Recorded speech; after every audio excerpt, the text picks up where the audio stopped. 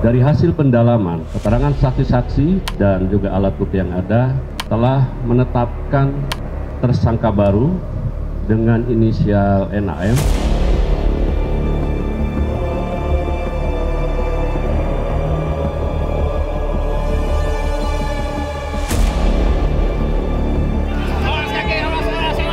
Saya, seumur hidup saya, integritas nomor 1.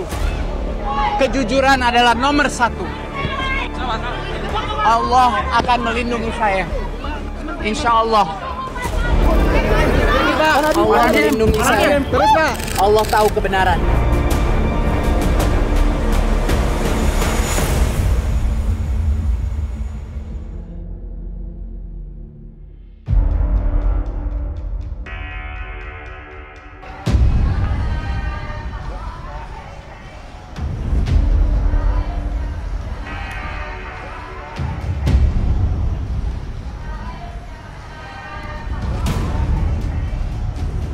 Kamis 4 September menjadi hari kelabu bagi Nadiem Makarim. Kejaksaan Agung akhirnya menetapkan status tersangka kepada mantan Menteri Pendidikan dan Kebudayaan periode tahun 2019 hingga 2024 ini. Nama Nadiem Makarim terseret dalam pusaran kasus dugaan korupsi pengadaan laptop Chromebook program digitalisasi pendidikan tahun 2019 hingga 2022.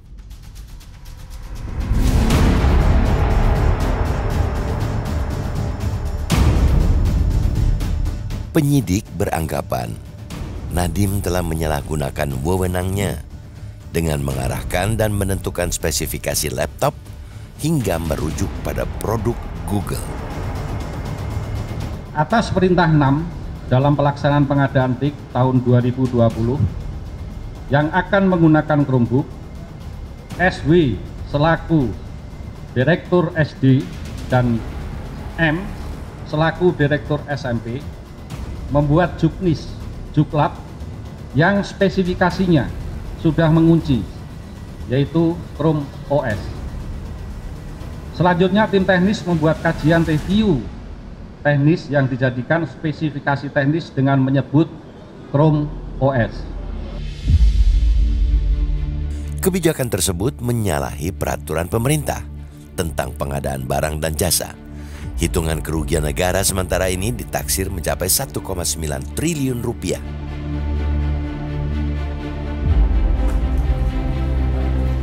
Kalau marka kan berarti harganya nggak wajar kan?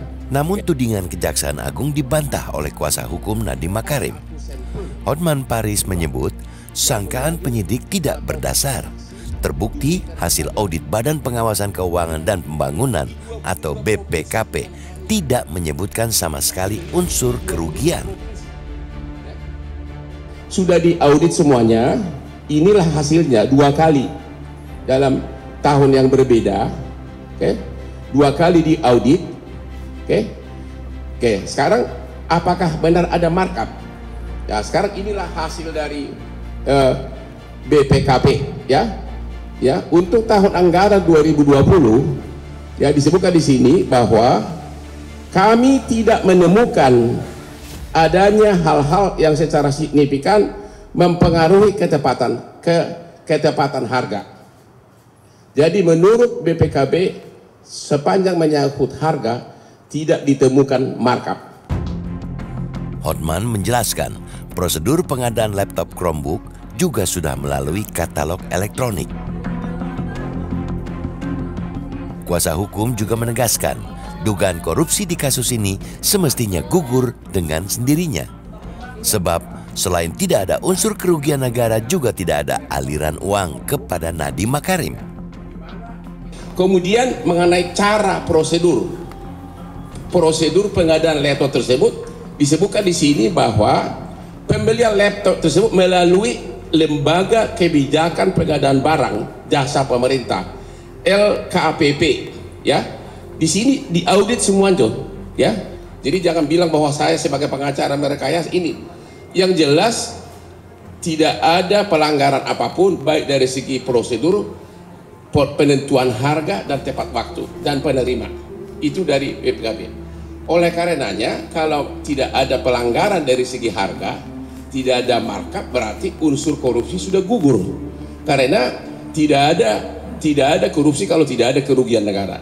Tidak ada kerugian negara kalau tidak ada markup. Ini BPKP loh, lembaga yang satu-satunya yang memang berhak memberikan opini apakah ada kerugian negara atau tidak.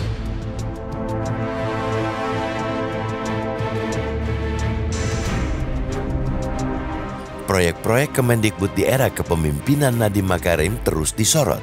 Komisi Pemberantasan Korupsi kini juga tengah membidik proyek platform Google Cloud atau layanan komputasi awan di Kemendikbudristek. Yang bisa disampaikan dikit Pak untuk pengantar, buat pengantar Pak Nadiem. Ya. Pak Nadiem, belum ada keterangan. Nanti setelahnya ya. Terima kasih. Iya. Pak Nadiem memang benar. Terima kasih udah datang. Terima kasih. Bawa datang nggak Pak Nadiem? Ada. Mas Nadiem sehat, Mas Nadiem? Sehat, alhamdulillah. Nadiem Makarim juga sudah menjalani pemeriksaan di KPK pada 9 Agustus lalu.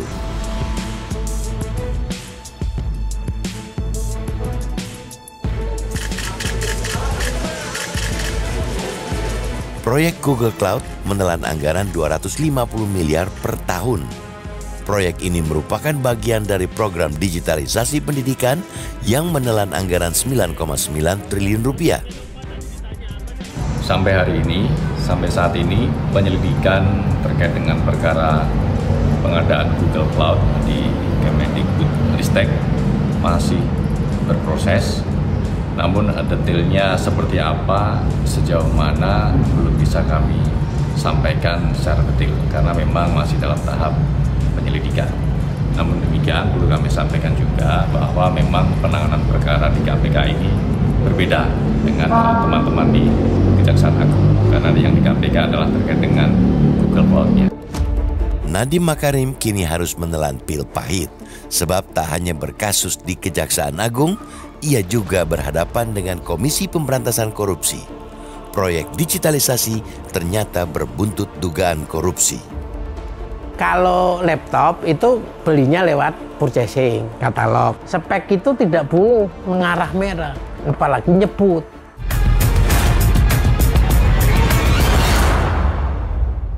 Jelajahi cara baru mendapatkan informasi. Download Metro TV Extend sekarang.